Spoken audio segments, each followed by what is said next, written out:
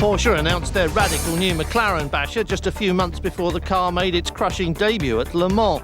And radical is the right word for a car still intentionally recognisable as a descendant of the 33-year-old original design. You can almost hear the mirror on the wall saying this is the finest 911 of them all, though it's officially designated 993 GT1.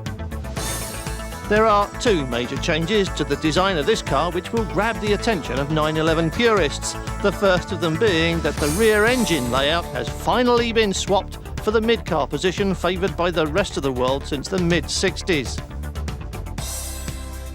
In fact, Porsche themselves ran mid-engine layouts in this class of racing in the fabled 956 and 962, and the reasons they switched to it for this latest evolution of the 911 is partly because it does represent the best solution for handling setups, but also because it leaves the rearmost part of the underfloor area free to be used aerodynamically to create downforce, essential in a car with this level of performance potential. Bodywork aside, the second big change is to a water-cooled version of the otherwise familiar twin-turbo flat six.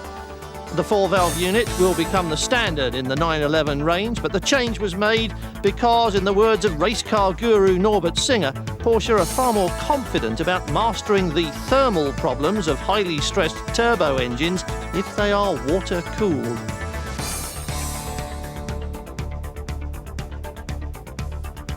In race trim, Porsche's new GT1 produces a miserly 600 horsepower, though there's more locked away inside. And Porsche's official 993 press release claims that the existing 2-valve air-cooled engine could manage that much all by itself with a little bit more boost from its KKKs.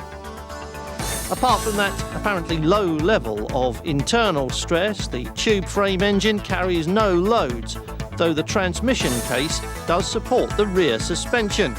Big 18-inch wheels hide massive carbon brakes with 8-pot Brembo calipers. As always at Porsche, understates Norbert Singer, we have aimed for maximum deceleration. The first test at Wallach used the same drivers slated to run at Le Mans, including veteran sports car campaigner Bob Wallach, currently driving a 911 in the BPR's GT2 category.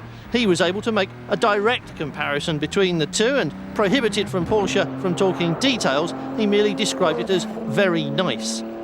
He also said the difference between the 993 and his regular 911 was like a horse and a donkey, with no prizes for guessing which one was the donkey. A big relief to the man that Porsche put in charge of 993 development for Le Mans, Herbert Ampferer.